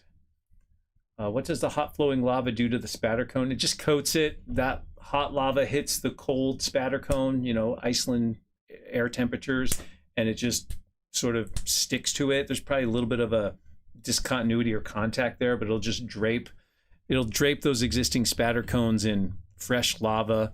And years from now, you'll probably be able to see, depending on how that lava is flowing and behaving, you could see some textural differences. And, you know, but, you know, if this keeps happening where there's a spatter cone and it gets coated with lava, and then maybe, you know, all these repetitive eruptions, it makes the picture much more complicated. We're here now to see things happening in real time so we can make sense of it, but it'll kind of make a messy situation. Yeah, the two types of lava, Pohoihoi and A'a. Pohoihoi lavas are like the ones you see in the video right there, very smooth, hot, fluid lava flows moving in these discrete channels. This is the way the lava comes out initially. This basaltic lava is very hot. It's low viscosity. It's fluid. It'll travel out in all directions, downhill. Ultimately, it will start to cool. It will start running over parts of itself. You can even see little black chunks of lava, partially solidified lava coming down these little streams. And all of that increases its viscosity, makes it a little thicker, a little stickier, a little goopier. And so it will, over time, transition. It will become more slabby, and it will start to roll over those slabs. That will be what we call slabby Pohoihoi. And then ultimately, it will become much more slow-moving and sluggish, and it's what we call A'a lava. So the common transition is from Pohoihoi to A'a lava, from the vent to some distant location. Good question.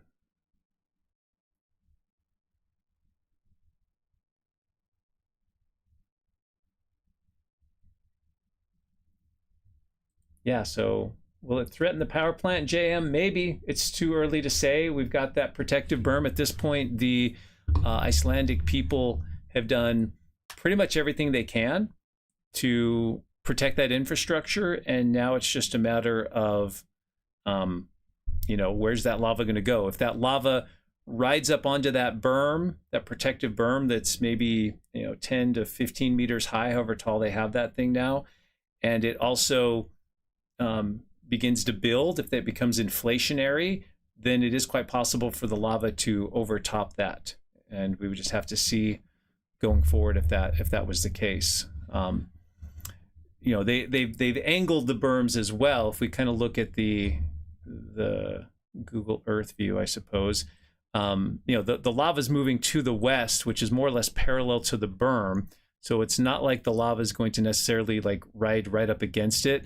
But that being said, there's little, minor topographic variations in here and such, and it is possible that it does sort of turn towards it, or even if it doesn't, even if it just laps up against it and inflates, you can get lava going over the top of the berm. We saw that with, which eruption was that? Maybe the March eruption. A little bit of that was happening on this corner here. Thankfully, it was when the flow was waning and wasn't very vigorous, and they were able to kind of stay ahead of it with some just industrious machinery that they were, and some techniques they were just kind of filling in the area around it. But they did have a little dribble of lava come over the rim there. So still too early to say what impact that may have on the power plant. Can we see the overhead map again? Sure. Don't know if you want the Google Earth one or this one from the Met Office, so I'll just maybe show you both. So here's the Met Office map. Red line is the fissure. Good chance that's extended a little bit now based on some of the numbers people have thrown out. The purple is older flows, so don't pay too much attention to that. That's from the older flows. They just took one of their existing flow maps and put a approximate location of the fissure down on top of it. And then here's the power plant, Blue Lagoons, just off to the side there. Here's my little map here. I've tried to locate more or less the location of the vents with the red line, probably off a little bit, but it's in the ballpark. And you can see it's, quite a ways from Grindavik, and we don't really see a lot of the lava moving to the south. And in fact, we've got a couple things working in favor of Grindavik. Whoa, something just blinked there for a second. One is this shield volcano right here. And so this shield volcano, would deflect the flows that came out of this more to the southeast over into this area over here. And then, of course, we have the berms around Grindavik as well. So I think something glitched on my Google Earth, not quite sure. There we go. So we're back to the view there.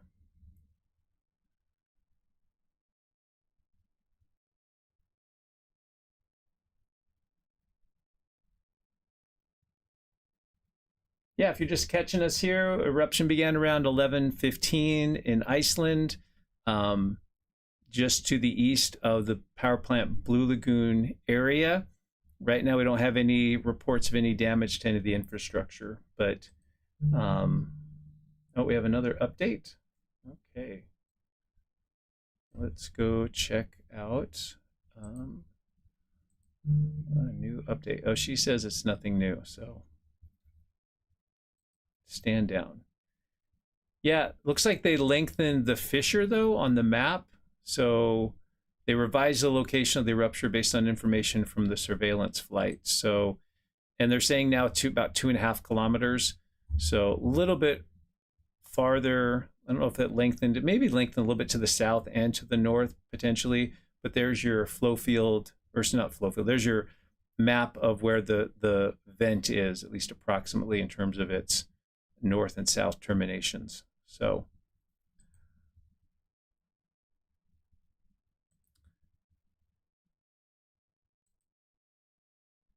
yeah, just kind of settling in for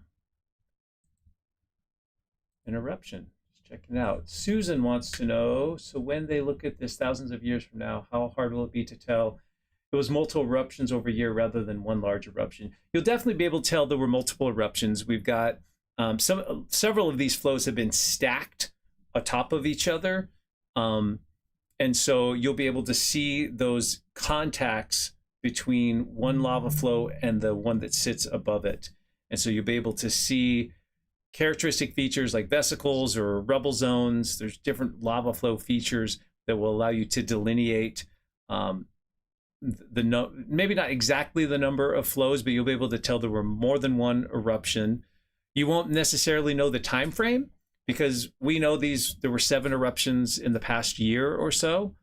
We won't have that kind of resolution when we, thousands of or millions of years from now, look back at this time period. It will look like it's potentially one episode with several eruptive periods, that maybe there was an eruption and a week later there was another one. So it's going to look like they occurred basically one on top of another, but we won't be able to see the time component in between those. So yeah, kind of fun to think about things like that. But definitely more than one eruption.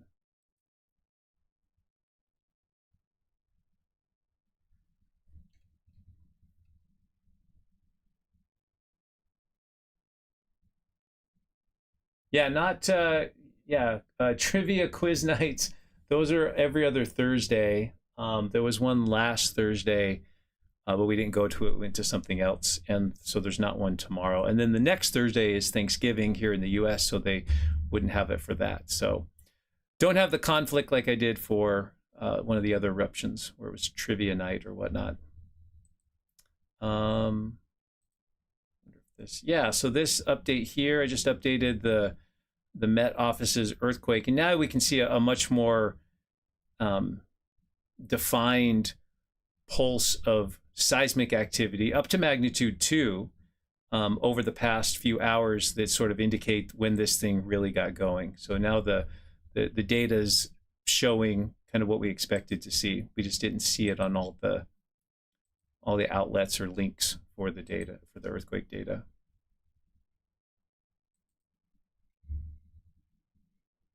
Yeah, I don't know how many decibels an eruption is. Yeah, the weather might erode it a little bit. You'd expect in Iceland to get moss on top of these older lava flows. But here what we're seeing is, little time, months and sometimes weeks between eruptions and one lava flowing over the top of another. And not all the lavas are flowing one atop the other. They're going around the topography. So it's a very complicated picture in 3 dimensions. It would be very difficult to tell how many eruptions and what the extent of each eruption is. Even now we've obscured some of the prior eruptions and their lateral extents. Luckily, we made a map of each eruption, and so we know precisely where those eruptions occurred. But if you were to come back, in the future and look at this, it would just look like multiple eruptions in the same area at approximately the same time, or a very narrow window of time. But it'd be hard to map out each individual flow. The chemistries of the lava are the same, essentially. The time frame is very tight within a year, and so that would be very difficult to do. And there's not a lot of weathering features or processes taking place between those eruptions that would help you kind of pick apart those things. Let's see, other questions here. Will wants to know, do we know how thick the lava has become since the first eruption last year? In other words, how much land elevation has been added? That's a great question. Well, I don't know. Remember that we're adding mass to the Earth's surface, which should be building the land up. What you'd really want to do is get a detailed topographic land survey after each eruption. And maybe you can do that to some degree with some of the satellite technology. I don't know for sure. But that would help you define actually how much has been added. But there's also, as you're adding stuff to the surface, there's sometimes a isostatic response where the land's going to sink a little bit as well, because you're adding this very dense, heavy volcanic rock. And so you might be getting some subsidence as well. But the main factor, as you alluded to, was the building up of the land due to the lava flow being emplaced on the surface, and then sometimes those inflate and such as well. Yeah, Amanda Jo's got other lava flow maps here. The website's a great resource. She's put that all together, so big props to her for all of that. Air quality shouldn't be a concern. The winds are blowing out of the north-northwest, so it's blowing these volcanic gases down here. Oh, my Google Earth has crashed. I'll have to restart that. But it's blowing it to the south-southeast, so these gases are mostly going east of Grindavik, and Grindavik, of course, is evacuated. So right now, the direction the gases are moving is not much of a concern. So I can show you real quick here. We just go back to Iceland. Yeah, so winds out of the north-northwest. Most of the gases coming out of this fissure are kind of going into this area here, which, you know, they probably have the road closed. I don't know that for sure, but no one's down here for the most part. Pretty uninhabited. So do we have any information about how close the flow is getting to the roadway? I would expect it's getting pretty close at this point, but with this one webcam, this one's not so helpful either. It's hard to tell.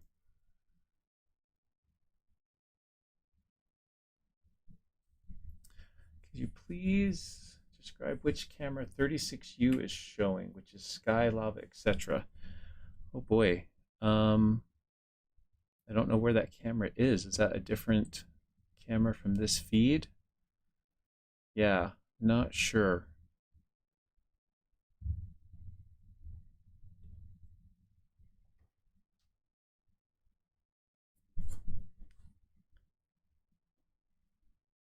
Yeah, and they've got this bottom thing here shows where they think some of the quakes are occurring. Oh, here's their cameras, 36U. I don't see a U on there. So yeah, it shows each camera and which way it's looking. I just now kind of noticed that. So really we want maybe camera P. Can you even like find those in here?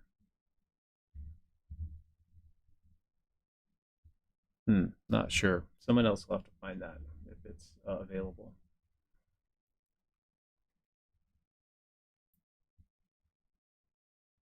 The lava just keeps on flowing.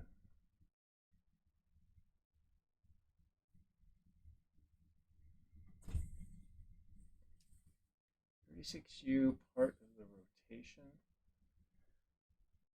was in lower right corner a few minutes ago. Okay, well, I must have missed it.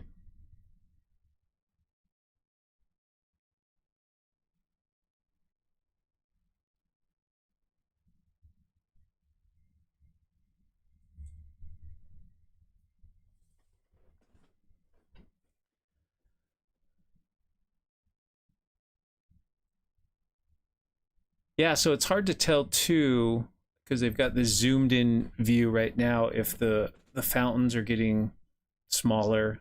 It's one of the problems with changing, you know, if you take your webcam view and zoom in on something and then go to something else, it's hard then to scroll back and compare and see what it is. Mandajo says the fountain height was estimated about 100 to 150 meters high. It's kind of in the ballpark of what I thought. And lava flows mainly east and west towards Grindavik and along Stora Stokfeld. Yep. So yeah, so we've got lava flows going to the east and the west. And those fountains, yeah, 100 meters, 150. So approaching, 300 to 450 feet, somewhere in that ballpark. Pretty high. How long does it take for lava in a fissure to solidify? It can take, like once the eruption is ended, months, sometimes years to completely cool. Does a subsequent eruption push out this plug or remelt it? It can do both. There's a lot of variables there. It's not really a plug. Usually that lava will sort of anneal or weld to the walls of the fissure, or of the walls of the fissure, the conduit. And then when we come later, we can actually see that as a dike. We'll actually be able to see that. So it could break through again if the rock's brittle and weak. But if that magma is somewhat tacky and not quite completely solidified, it might actually be hard for it to break through something that doesn't break very easily and doesn't behave super like a brittle material. Do you think it has to spill out all the lava? It could stop. No, you wouldn't get columnar basalts, Michael, from an eruption like this because the individual flows are too thin. Right now they're moving too fast. You need that lava to come to rest, at least in this area. Maybe on the more distal portions of the flow where the lava is stagnating. And if it starts cooling more or less uniformly from top to bottom, then you can get these fractures coming that can intersect. So there's a view in that bottom left camera that does show the movement of the lava towards the roadway there. And I don't know if maybe we can just switch to that one instead of the multi-view thing and see what's going on there. Whoops. Let's skip that and go there. Well, that's a sort of zoomed out view, I suppose, there.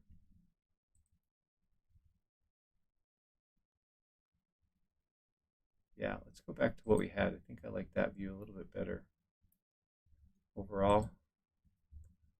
We'll go to this one. So now they're changing the view a little bit there.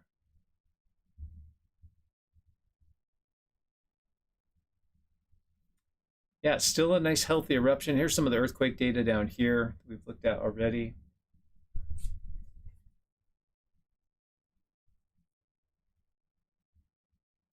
So I think we'll go a little bit longer, friends. Maybe about 5 or 10 minutes more, if that sounds okay. This is exciting. I want to be here. I'm enjoying watching this eruption with you, but also need to get home for the evening. You know, life still goes on. You can, of course, continue watching some of these webcams and tuning into this as you like. And what I will try to do tomorrow is get in, let's see, what's tomorrow, Thursday? Yeah, I can get in the morning. I'll keep track of this a little bit tonight just from home, and possibly come in the morning and just see where things are at. You know, it sort of depends on, is this something I can cover with a simple video update and let you know what's going on? Or is this something that's, you know, worthy of a live stream and there's exciting things happening sort of in real time? So that'll be kind of my judgment call there. If things are happening, you know, more in real time that are exciting, then we can maybe put together a live stream and do a little bit of that before I have class. I do have a lab tomorrow at 11 a.m. and I got some things to get ready for that. So duty does call, but otherwise you can expect something from me tomorrow in the morning, my time here in Idaho, related to kind of a follow-up. There'll be obviously some more information that will come out between now and then. We'll probably get some better flow field maps. The sun obviously will come up in Iceland, and then they'll be able to get some maybe some better maps and data. We'll have to see where this flow lobe that's moving off to the west, how far that actually gets. Could be, you know, again, it could be kind of a boring situation. It could be dramatic depending on exactly what takes place there. But right now I'd expect this thing to more or less stay like this and possibly die down in intensity as the hours go by.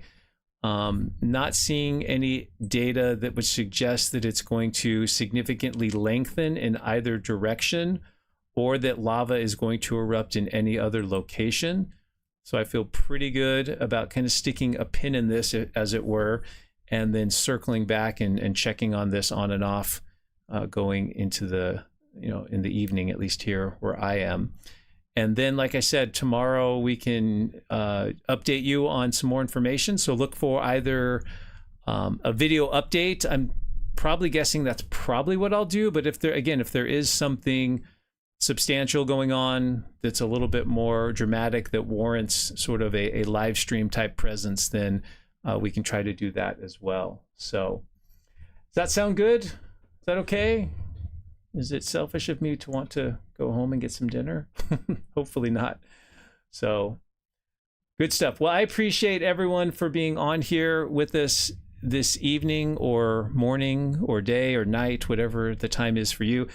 Huge shout out. I can't thank her enough. Amanda Jo, thank you for letting me know, because, the timing was good, because had this thing gone a little longer, or you got a hold of me a little bit later, I would have been in yoga class, zenned out and getting some good stretching and shavasana in, and not having my phone with me. So I wouldn't have known. I would have been a little bit late to the game, but I'm glad I was able to catch it here with you.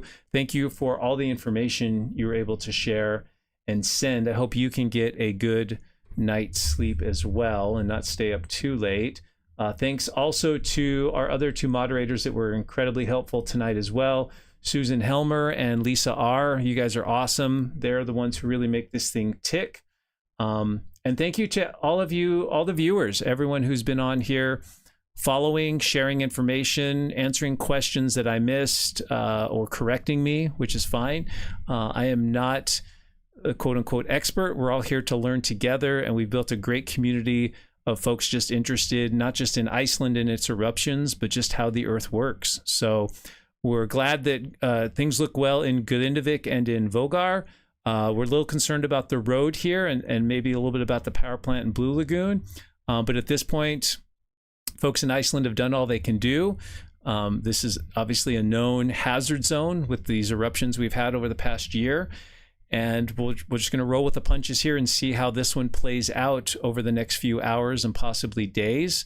But right now it's looking like a low impact event in terms of infrastructure in Iceland, and we'll hope that that's the case. So thanks again, friends. Look for something else from me tomorrow, and be well.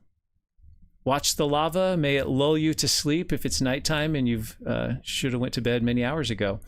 But we'll see you next time. Thanks for your time this evening. Be well, and we'll see you later. Take care.